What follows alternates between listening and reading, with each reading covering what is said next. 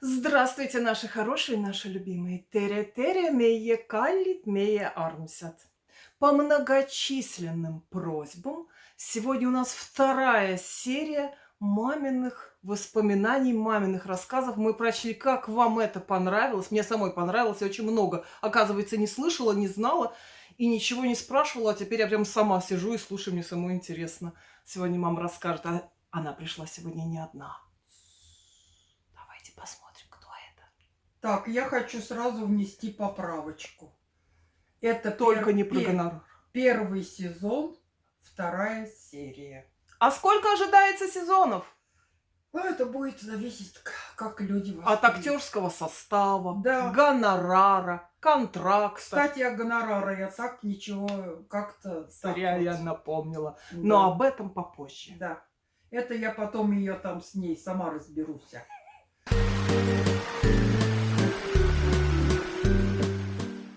Когда-то я обещала людям показать свою любимую куклу. Видели ли вы когда-нибудь у своих бабушек их куклы? Вот у меня такая кукла есть. Вот она. Моя любимая кукла. Как ее зовут? Ее зовут Юля. И она на 10 лет младше меня. То есть ей 25. Да, ей почти 25. Вот такая наша Юля. Тут отсутствуют сейчас носочки. У нее были и носочки. Но вот тапочки замшевые остались до сих пор. Шелковое платье. Это все оригинал. Вот, подними у нее ручку. Ручка. Там и маечка, да, можно поднимать? Там маечка, и маечка даже есть. Все оригинально. Это даже не маечка, а нижний рубашонка. Тогда не было, наверное, у девочек маек. Ага. Вот эту ручку поправь. Вот это вот ручка ее. И тут второе. Вот. Вот это такая Юля. У меня почему-то любимое имя всегда было или Юля, или Неля. Может быть, потому что у меня учились в классе мои любимые подружки. Одну звали Неля и Юля. У меня всегда Юли. Вот. Ну что, расскажу вам, как мне досталась эта Юля. В нашей семье было так, что папа не признавал детских игрушек. Он не любил игрушки, и он считал, что это как бы пустая трата времени, что ребенка надо приучать с детства к чтению, к рисованию. А это все какие-то куклы, тряпочки, это ему не нравилось. Мама с ним спорила, а я требовала куклу, а куклы не было. У меня были в детстве какие-то куклы, но она была тряпочная. Я помню одну куклу тряпочная. У нее был рот нарисован, брови нарисованы. Потом у меня еще была какой-то галыш, или как они называются, такие голые куклы. Голые куклы были. А у нее глаза закрываются? Закрываются, посмотри. И глазки закрываются. Да-да-да, тряпичная галыш. Ага, да, галыш. и потом был такой галыш, но этот галыш мне не нравился. Он был раздетый, голый, и потом у него все время как-то ноги отваливались и руки. Короче, я просила у мамы куклу. И вот настал этот день, когда мама из Ленинграда привезла мне куклу в роскошной коробке. Она там лежала, я открыла коробку и не дышала. Она была такая красивая, это было необыкновенно. Необыкновенная была кукла. Я ее сразу назвала Юлей и взяла на руки. И с тех пор вот она со мной. И я ее никогда не выкину, пусть она останется на память. Это кукла бабушки. Вот, давай, Юленька, теперь иди ложи. Пойдем, моя хорошая. За ножки держи, у нее ножки. Ай.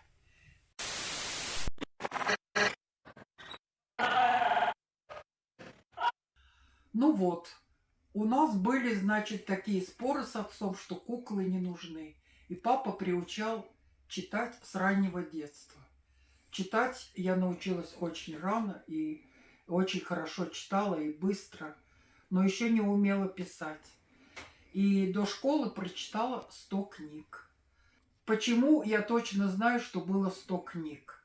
Потому что папа мне дал тетрадку, и там в тетрадке я под номерами записывала каждую книгу, которую я прочитала. Первая книга, по-моему, была «Колобок». Писать я прописью не умела и писала печатными буквами. Вот что касается моей куклы истории. Потом я хочу сказать вам, что, может быть, кто-то найдется с моих сверстников, которые помнят, что была раздельная школа для девочек и для мальчиков. Я туда не попала, но я уже была готова идти в школу, и когда-то папа открыл газету и прочитал, что, оказывается, теперь будут школы общие. И мальчики, и девочки. И я была удивлена. Я говорю, неужели придется учиться с мальчишками? А были женские школы, и там было немножко другое образование, женское, и была мужская. Но это ликвидировали. Вот, и что еще хочу спросить. Может быть, кто-то помнит, как раньше мы писали чернилами? Чернила Как были, интересно. чернила, были ручки. Но не гусиное, конечно, перо, но продавались железные эти перья и в отдельных таких коробочках. Ты купил эту коробочку, и там много этих перьев. И вот это перо надо было одевать на ручку и перо пробовать. Потому что как найти хорошее перо, это было трудно. Некоторые царапали бумагу. И так царапали, что кляксы летели. И вот надо было сидеть и выбирать, когда ты нашел хорошее, мягкое перо, то полдела сделано. И были чернильницы. У меня лично они сейчас в Таллине стоят 2 раритетные чернильницы. Одну чернильницу мне подарили и сказали, что чернильница не проливайка. Я не верила. Как это? Да-да, нальешь чернила, Ты проверяла? и они не выльются. Я проверяла потом, когда папа ушел. Я проверяла, да, я перевернула, они не текут. А если посильнее потрясти? А если совсем, тогда что-то там да было. Это было, это я убедилась. Поэтому я потом больше не проверяла. И у меня есть еще другая чернильница, очень красивая. Я потом, если нужно будет, я покажу в Таллине обязательно. Их 2 у меня, они стоят. Вот. И что еще? Когда я начала ходить в школу, нас учили красивому, как сказать, Каллиграфическому подчерку. каллиграфическому почерку. У нас изучали каждую букву. Вот, допустим, буква А. Сделай завиток, потом веди линию наверх, остренько, потом спускай вниз. Там утолщение, и дальше идет вниз. Перекладинку. Перекладинка в середине должна быть толще, чем по краям. И мы это очень тщательно учили. И потом были исписаны целые тетради, вот эти каллиграфическим почерком. На это обращалось большое внимание, и за это учитель снижал оценку, если было написано некрасиво. Это очень проверялось. И тетради были изумительные. И когда моя дочь пошла в школу, я все ждала, что у них тоже начнут такое учить. А там и в помине не было. Нет. И я не знаю, когда у нас как-то под конец, наверное, школы, тогда появились вот эти всякие ручки. У меня их не было, я все время писала пером и чернилами, во всяком случае, очень долго. А сейчас я смотрю, некрасиво дети пишут, мне не нравится. Как-то они с 1 класса уже ничего не поймешь. Но где красота в писании? Где это? Нет, сейчас такого нет. Все равно какой почерк. Нет Да, придирок. просто главное, Чтобы разборчиво было главное и то. записать, и все. Да, вот это тоже ушло все в прошлое. Это очень жалко мне.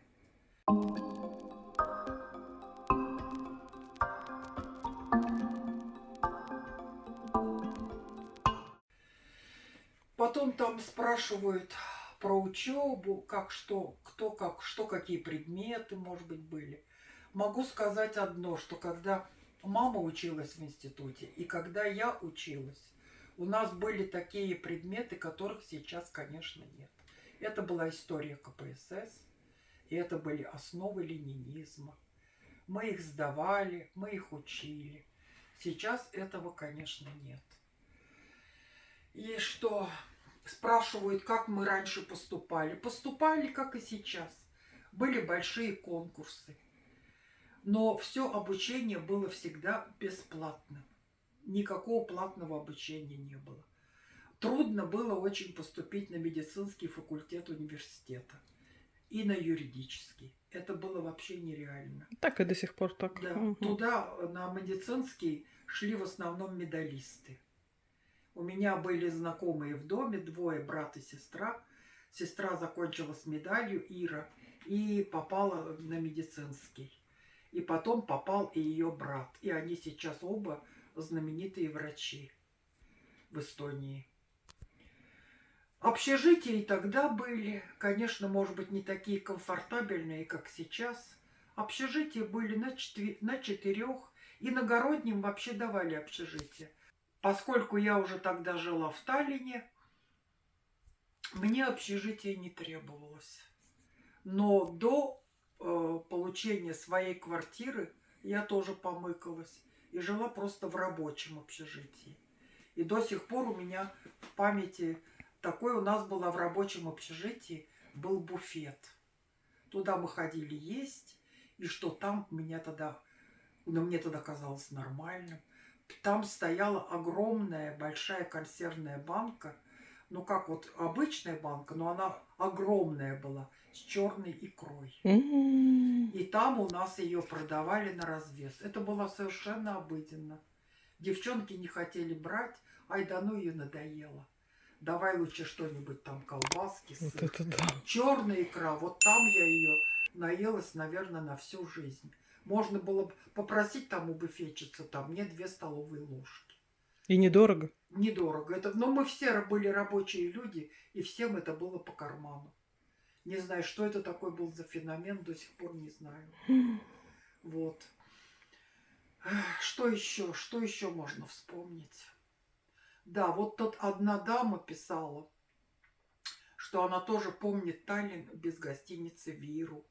И помнит она ресторан Вана Томас. Да, я тоже этот ресторан знаю, и я там бывала. Это на Ратушной площади, было в подвальчике. Вот, я хочу спросить, а помните ли вы знаменитый бар на улице Мюнди? Знаменитый Мюнди бар. Наверное, вы тоже там бывали и знаете. Это было помещение подвала. Когда заходишь туда, там полная темень. Только несколько свечек на столах. Столиков, кстати, было очень мало. Ну, не знаю, 6, может быть, было, столиков 4. И такие столики на двоих. Там были такие каменные стены, и на них висели шкуры. А на столах стояли свечки. И этот бар был такой, как бы сказать, ну, туда уже ходили парочки. Романтические свидания скорее, Романтическое да? такое, Мгм. и если тебя уже пригласили в этот бар, Это что-то значило? это уже что-то, это уже было не просто так, да.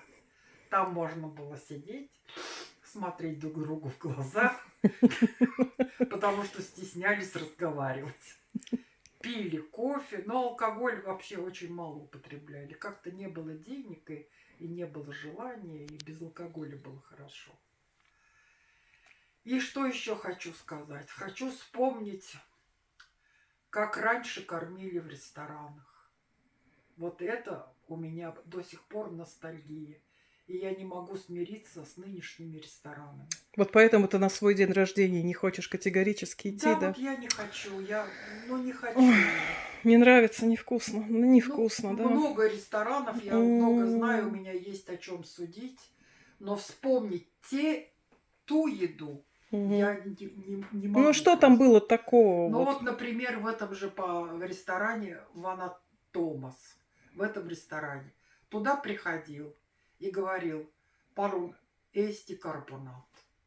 Или так. Парун карбонат эсти моди. Попрошу карбонат по-эстонски. Туда приносили во всю тарелку карбонат, ну, который там на косточке. Это говядина или свинина? Это свинина. Мгм. Это обязательно свинина. Там была картошка отварная обязательно рядом. И горкой мульги капсат.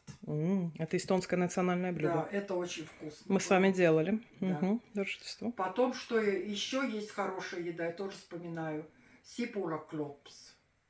Это как, даже не знаю, как это по-русски будет. Это уже, наверное, говядина Это отбитая, да? какая-то, да, говядина отбивная. И с- много с лука. горой Жареного жареного лука. наверху. Сипуль на эстонском Да. будет лук. Да, сипура клопс. Это было изумительно. И до сих пор, ну вот, например, бифштекс с яйцом, наверное, знают наверняка это абсолютно все. Это тоже очень вкусно. Рубленый бифштекс с яйцом. Принесут такой здоровый кусок, на нем жареное, значит, это яйцо, Нет сейчас такого. и рядом гарнир жареная картошка. Вот, это было очень вкусно. И там я еще могу вспомнить. Даже обычную печенку. Я вот печенку люблю. Печенка по-строгановски. Можно было заказать. Теперь нигде ты это не найдешь. Все в меню как на подбор одно и то же все, Да, да? То всё одно и креветки, то то же. осьминога нога, то в Да. чем-то, не И поймешь. что еще? Я очень любила омлет. И любила омлет вот в ресторане. В ресторане. Вот что принесли вот мне ресторанный омлет. Какой он был? Он был как шляпа. Сейчас есть омлеты, когда вот эти рестораны превращаются с утра в бранч, в ланч. Вот тогда эти омлеты дают. Но они такие совсем обычные. Мы были в таком. Я когда говорю слово ресторан, я не обязательно думаю о вечернем ресторане. А, Раньше рестораны и дневной. работали и днем. И как-то они работали, по-моему, до 5 вечера. И потом его закрывали на санитарный час. И уже вечером его открывали как ресторан. А днем туда можно было ходить и кушать. Конечно, там было немного дороже, чем столовая. Но, тем не менее, это было вполне нормально. И, например, по карману даже мне. Хотя я тоже никогда много особо не зарабатывала. Это было абсолютно доступно всем. Одна женщина написала нам: помните ли вы журнал «Силуэт»? Я его прекрасно помню. Мне он очень нравился. Я его собирала кипами. Там было много выкроек. А потом пришел журнал «Бурда». Не знаю. Бурда. Бурда. Бурда. Не «Бурда», наверное, все-таки «Бурда». Это по-разному склоняют. Да, там, вот там были прекрасные Выкройки. выкройки были, прекрасные модели платьев. Но это пришло позже. Хочу еще вспомнить газеты. Как мы все выписывали и любили газеты. Например, в Таллине, в Эстонии выходила «Советская Эстония», «Молодежь Эстонии», «Вечерний Таллин». Эстонские ходили «Õhtulehт», «Maalehт», «Noortekääl», «Rahvahääl», «Spordilehт». Вот спортивная газета «Spordilehт» — это мужчины разбирали с утра в киосках. И очень много мы подписывались на журналы. У нас в семье, например, папа выписывал «Наука и жизнь» журнал. Потом А мне Мурзилку с веселыми картинками. Потом «Комсомольская правда» была, литературная газета была. Мама выписывала журнал «Крестьянка и работница». Ой, хорошо. Там были такие изумительные рецепты. Советы, выкройки, Советы такие хитрости простые, да. хозяйкам, там Да, всякое да. было. А Яна получала веселые картинки, Мурзилка. И пионерский костер, или как это и было? юный натуралист. Ох, да. Юный натуралист. Вот тоже. откуда я люблю птиц, животных Да, и там все наблюдения. мы изучали всех этих птичек. Газеты были, все подписывались. Ой, как хорошо было. Какая была радость принести домой свежий журнал. Как они пахли. Да. И еще раньше подписывались на книги. Да. Подписывался в книжном магазине, отец ходил, оформлял подписку и потом приносил так раз в месяц или чаще книгу. Я помню, он подписал меня библиотека Да, приключений. да. У нас полный. Там было 20 томов. Эта библиотека до сих пор Да, да. у нас жива. Мне запомнился оттуда особенно Кортик Рыбакова, Бронзовая птица. Два капитана. Два капитана Каверина. Это было читано, перечитано. А Элита. Ну да, да. Нет, а Элита это был уже у Алексея Толстого. А это разве не было в сборнике? Нет, этого, по-моему, не было. Нет, что-то ты меня сейчас сбила. Три мушкетера там было. И что самое потрясающее, записки Шерлока Холмса. Вот это Конан да. Дойл. Пляшущие человечки. Пестрая лента. Желтое лицо, пестрая лента. Собака Баскервилли единственная. Обязательно, да. Что там еще? Ну, много было книг. Отец выписывал очень много книг. А как раньше вот за макулатуру сдавали и книги Это пришло получали? гораздо позже. Это пришло позже, это уже, наверное... Мы сдавали макулатуру. Да, это было позже. Туда получал какие-то попроще книги. За нее ты Чехова не получал. Вот. А Чехов у нас был, вот Чехова мы читали, перечитывали. Сейчас это собрание сочинений, Чехов 12 томов, он у Яны находится. Да, Кристина очень любит оттуда глупого француза, читать хохочет. Глупого француза, да. И потом Куприн. Куприн я еще и Сандре давала, она в школе проходила. Гранатовый браслет. Гранатовый браслет. Это потрясающая вещь. Лев Толстой, конечно. Анну Каренину перечитывали очень много раз. Очень много раз, и до сих пор я и не понимаю. В каждом возрасте по-другому смотришь на прочитанное. Или прочитать Анну Каренину в 19 лет, и прочитать ее в 45 лет, это совсем другое восприятие. Книг у нас много, и книг мы очень любили. Отец еще выписывал и энциклопедию. И эти энциклопедии, много томов у меня сейчас хранятся. Они 57-го года. Там все данные, естественно, устарели. Но я не могу ее ни продать, ни ликвидировать ни в коем случае. Они у меня так и стоят. Я не могу, это папино все. Есенин, конечно, стихи. Лермонтов, Пушкин. Мы очень любили литературу.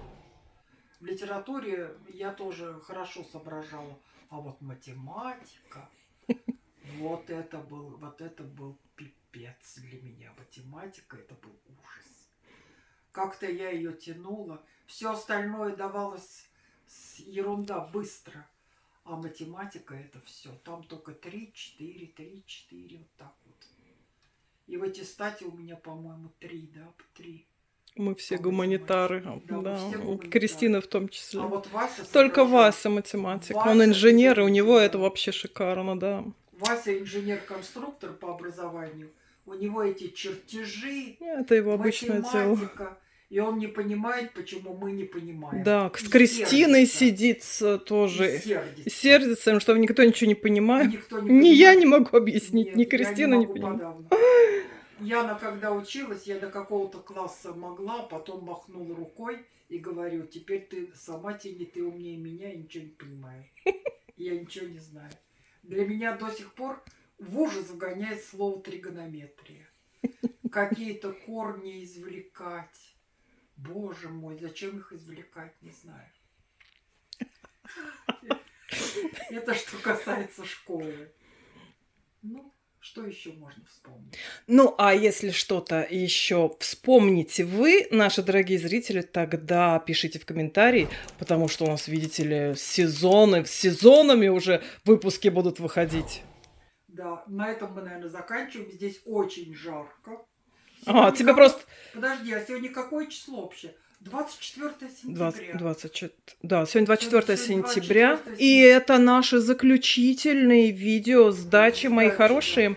Вот, включился голубчик. Включилась печка. Погнал. Сейчас тут будет вообще жара. Тебе просто жарко около камина, поэтому ты хочешь сбежать. Я в комнату, он же туда гонит. В общем, это последние наши видео здесь на даче. У нас уже много сложено вещей, стоят сумки. Сегодня весь день складывали вещи. Вроде бы ничего не привезли, а увозить надо много. Да, почему-то много. Всякие летние платья. Но вот сегодня у меня это летнее платье. Наверное, я его все-таки должна уже снять и сложить. А так пока ходим только в этих Ну, платьях. здесь на улице сегодня не очень-то и тепло. Сегодня холодно на улице. Дома Но очень мы тепло, такой даже завтра. пробежечкой по веранде, Да. хотя мы все-таки кофе пили на веранде еще. Там можно чуть теплее одеться, но пить кофе на веранде — это очень-очень здорово. Это наше последнее видео, еще раз повторюсь, потому что мы собираемся, мы уезжаем, у мамочки день рождения. Она категорически отказывается идти в Не ресторан. надо мне напоминать про возраст, женщина. Молчите, женщина. Пронесло. Вихрь гнева ушел направо. Все время мне указывает, что я тоже старею. Не знаю. Но так я рассказываю наши последовательные действия. В общем, мы А ты собираем... говори про свой день рождения. А у меня уже А, был. вот какая теперь. А я свой ничего не знаю. В общем, мы собираем вещи, и завтра я покажу вам, как все это собирается. В общем, мы закругляемся, мы уезжаем, поэтому это вот такие эти выпуски уже последние с нашего Чудского. Еще будем скучать, а завтра пойдем прощаться с озером. А сейчас мы будем прощаться с вами. Подписывайтесь, пожалуйста, на канал, ставьте лайки. Всего вам светлого, доброго, хорошего, хороших воспоминаний. Теперь мы поедем к морю. И будем вам вещать от моря. И из своих квартир. Что-нибудь опять вспомним. Про что-нибудь. Главное, можно вспомнить, а не все можно рассказать. Вот это обидно. Так и говорят, что жизнь надо прожить так, чтобы было что вспомнить, а рассказать, чтобы не А все рассказать внукам нельзя. До следующего видео. До Подписывайтесь свидания. на канал. Пока-пока.